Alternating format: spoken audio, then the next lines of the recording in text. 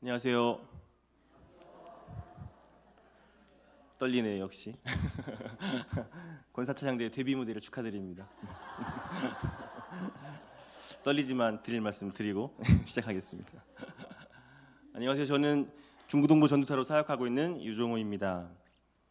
요즘 중고등부에서 하고 있는 것을 이 자리에서 함께 하면 어떨까라는 생각을 해보았습니다. 사진을 한번 같이 볼까요? 그림이 있는데요. 이걸 셀프 허그라고 합니다. 자기가 스스로 자기를 안아주는 건데요. 요즘 이런 시간 많지 않잖아요. 포옹 자주 하시나요? 근데 이 시간에는 하나님이 나를 안아주신다라고 생각하고 자기를 이렇게 안아주셨으면 좋겠습니다. 그리고 하나님이 나에게 말씀하신다라고 생각하고 이렇게 외쳐보았으면 좋겠습니다. 시작. 하나님은 나를 사랑하시고 나를 위한 놀라운 가익을 가지고 계셔. 믿으십니까? 네, 하나님이 여러분을 사랑하십니다. 혹시 옆에 있는 분하고 또 포옹하시면서 이제 나를 위한 사랑이 아니라 하나님이 당신을, 집사님을, 권사님을 사랑하십니다라고 서로를 축복하는 말씀도 한번 해보았으면 좋겠습니다.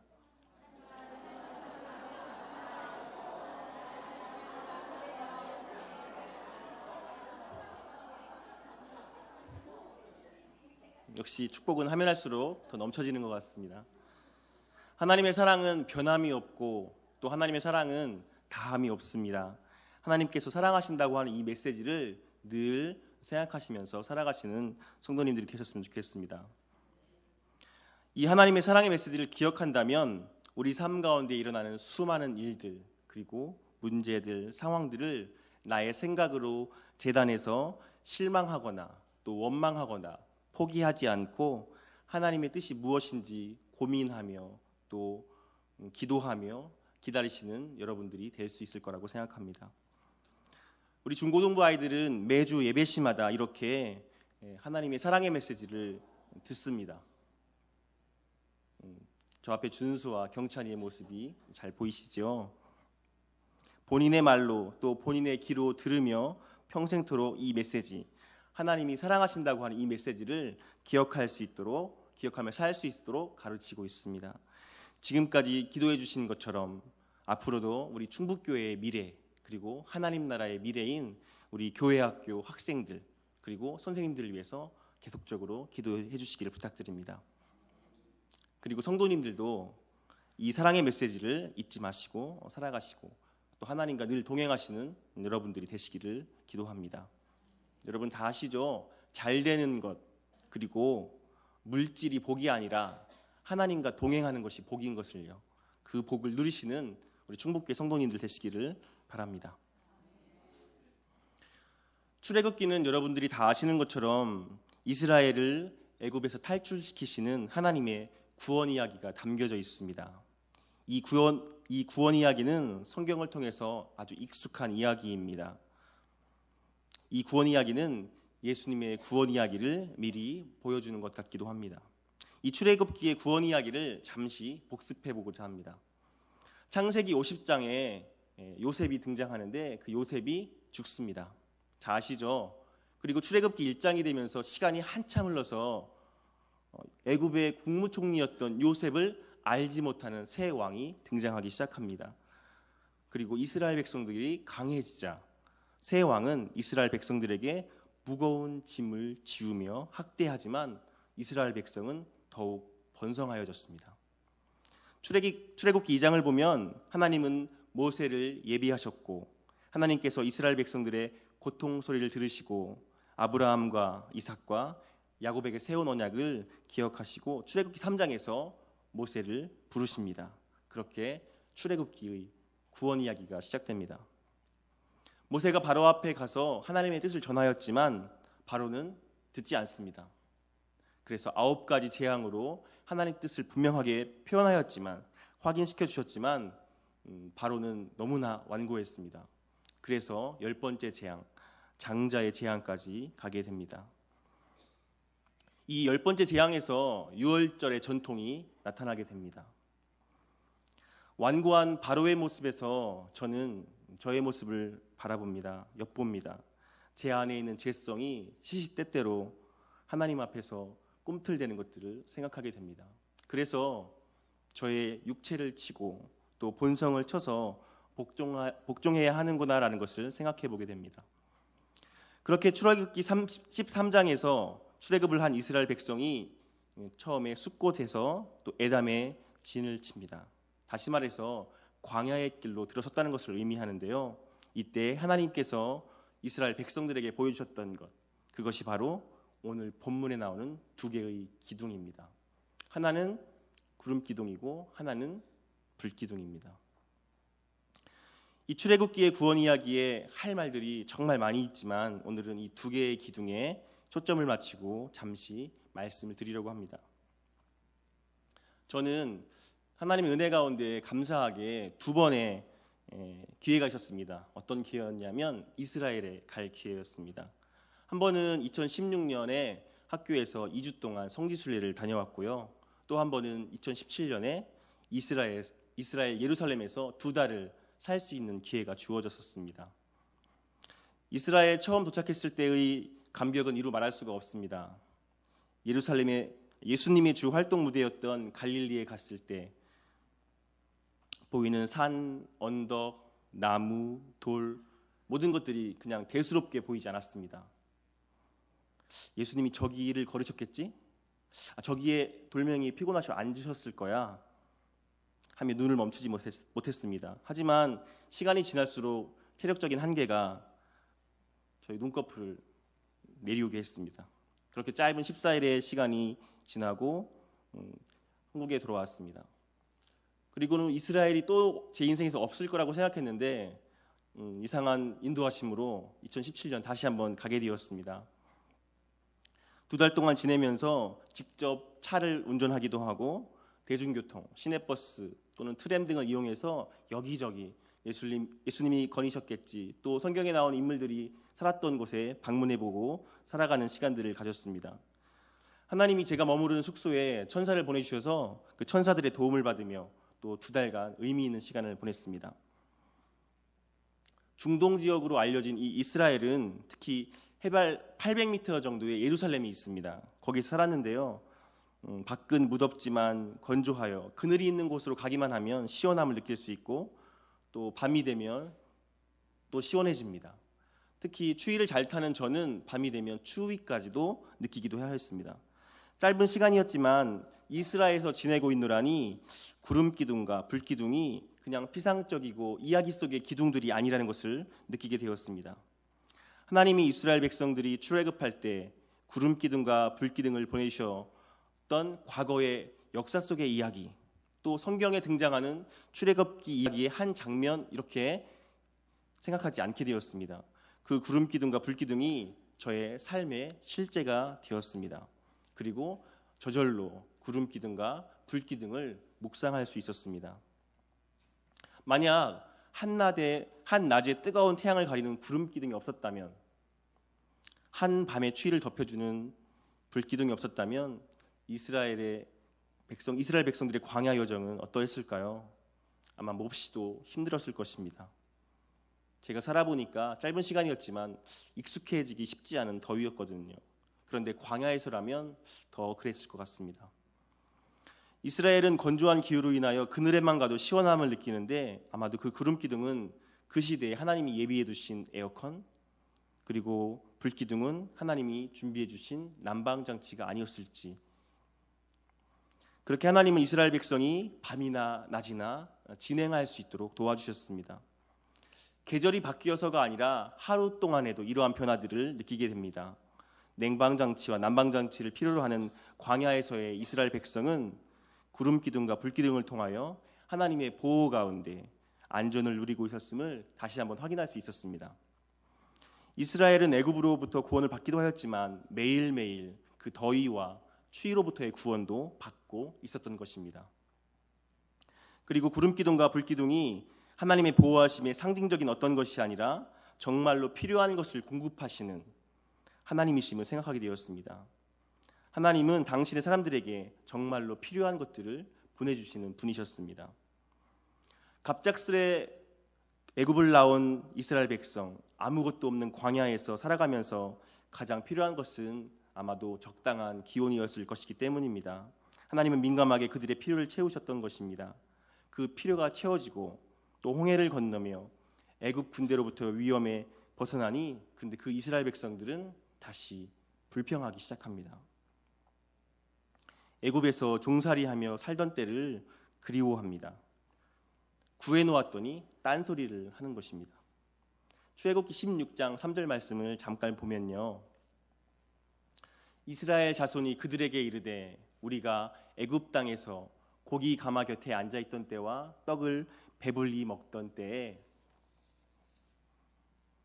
여호와의 손에 죽었더라면 좋았을 것을 너희가 이 광야로 우리를 인도해내어 이 온 회중이 두려 죽게 하는도다. 민수기 11장 5절 말씀에도 보면요, 우리가 애굽에 있을 때 값없이 생선과 오이와 참외와 부추와 파와 마늘들을 먹은 것이 생각나거늘. 저도 마늘을 참 좋아하는데요, 이스라엘 백성들도 애굽에서 마늘을 맛있게 먹었던 것 같습니다. 그런데 하나님이 딱 구해놓고 보니까 딴소리를 하는 것이죠. 이것은 마치 우리의 본성, 우리의 죄성이 그러한 것이라는 것을 느끼게 해주었습니다. 주신 것에 감사하지 못하는 것, 불평하고 원망하는 저의 모습이 생각났습니다. 저의 모습을 돌아보게 되었습니다. 관점을 바꾸어 보면 얼마든지 우리의 삶 가운데 역사하신 하나님의 사랑과 은혜를 생각할 수 있는데도 말입니다. 구름 기둥과 불 기둥을 보내주셨을 뿐만 아니라 광야에서 백성들이 구했던 물도, 양식, 만나도, 고기, 메추라기도 하나님은 보내주셨습니다. 하나님의 이스라엘을 향한 사랑을 느낄 수 있습니다. 광야 가운데서 이스라엘 백성의 필요에 민감하셨던 하나님을 생각해 보게 됩니다. 그리고 이스라엘 백성과 함께 하시며 떠나지 않으셨음을 분명히 오늘 본문 말씀에서 말씀하고 계십니다. 구름 기둥과 불 기둥이 백성 앞에서 떠나지 않았다라고 이야기합니다. 출애굽기의 1차 독자는 바로 출애굽한 이스라엘 백성들입니다. 1차 독자인 출애굽한 이스라엘 백성들은 시내산 언약을 통해 선민으로 공식 출범을 하게 되는데요, 이 백성들에게 구름 기둥과 불 기둥의 이야기를 모세가 했을 때 어떤 생각을 했을까요? 광야의 여정을 마쳐갈 때쯤 모세가 하나님이 너희를 위하여 구름 기둥과 불 기둥을 보내주셨어 라고 했을 때, 광야를 돌고 돌아오면서 구름 기둥과 불 기둥은 하나님이 함께 하시는 임재의 실제였습니다. 그리고 백성의 필요를 채우시는 하나님의 돌보심의 실제였습니다. 하나님의 사랑과 은혜를 아마도 돌아보게 되지 않았을까요? 모세 이야기를 들으면서 아마도 이스라엘 백성들은 고개를 들어 다시 구름 기둥을 쳐다보았을 것입니다. 저도 설교하기 전에 잠깐 밖에 나가서 구름 기둥을 쳐다보고 왔습니다. 이 구름 기둥과 불 기둥의 하나님의 보호하심과 사랑이 다시 한번 새록새록 느껴졌습니다.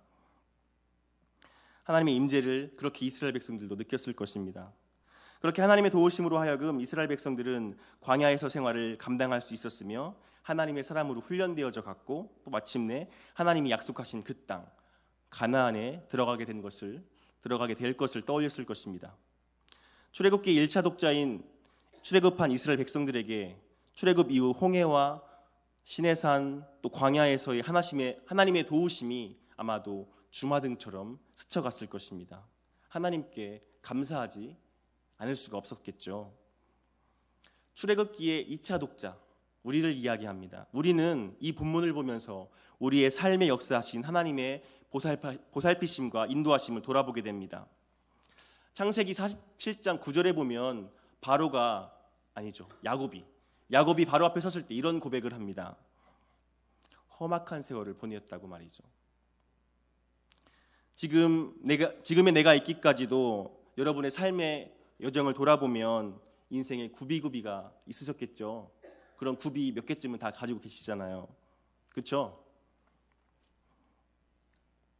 그 굽이굽이마다 일하신 하나님의 사랑과 은혜를 떠올리게 됩니다. 그리고 하나님께 감사시를 쓰지 않을 수가 없습니다. 아마 야곱이 험악한 세월을 보낸 것만큼 하나님의 자신의 삶에 개입하신 것에 대해서 그리고 인도하신 것에 대해서 감사하는 마음을 가지고 그렇게 바로에게 고백하지 않았을까요? 지금 잠시 우리도 눈을 감고 성도님들의 삶의 구비구비를 한번 떠올려 보았으면 좋겠습니다. 지금 진짜로 눈 감고요. 잠깐 시간을 드리겠습니다. 하나님과 독대하는 시간을 드리겠습니다.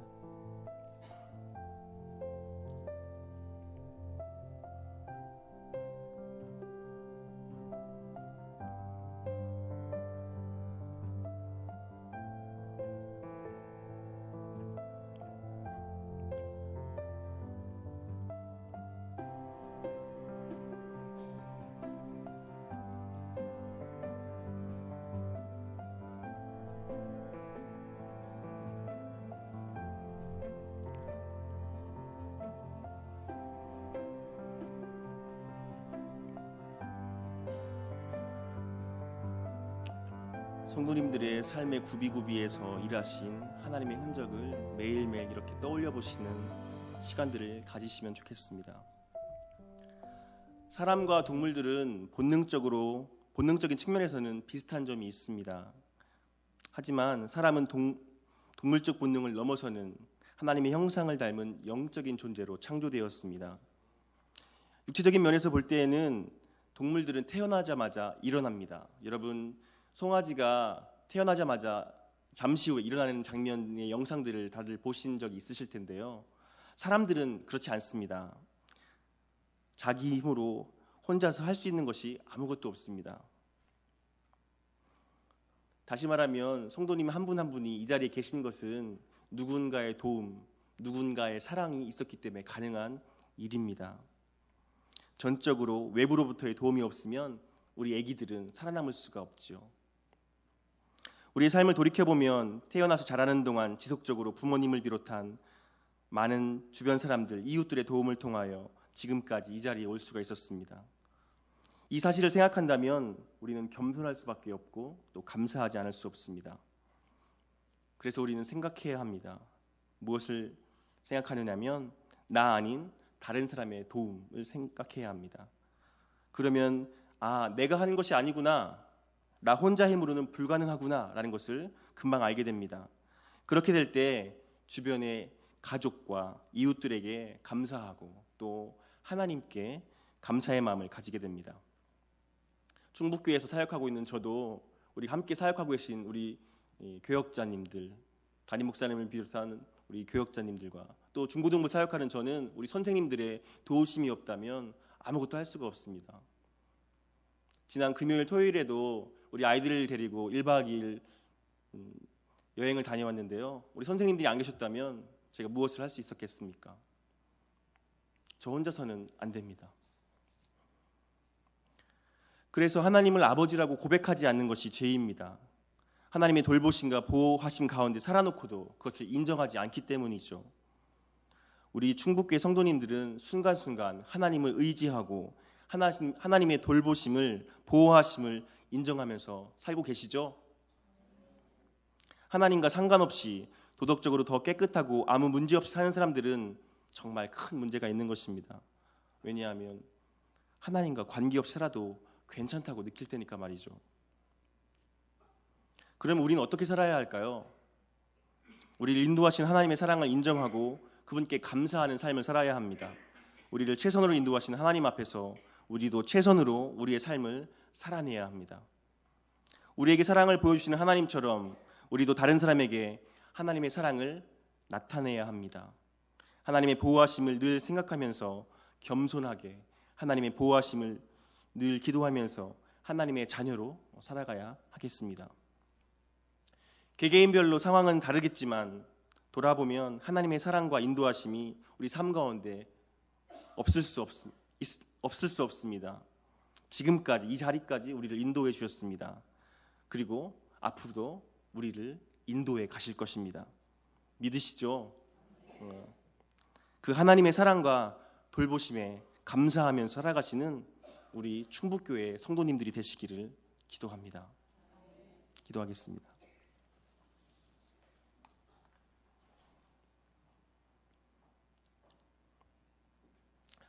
모세가 출애굽한 이스라엘 백성들에게 하나님이 너희들에게 구름 기둥과 불 기둥을 보내주지 않으셨냐고 그 불기둥과 구름기둥이 떠나지 않았다고 말했을 때 그들이 하나님의 은혜를, 하나님의 사랑을, 인도하심을 다시 한번 기억했을 것입니다.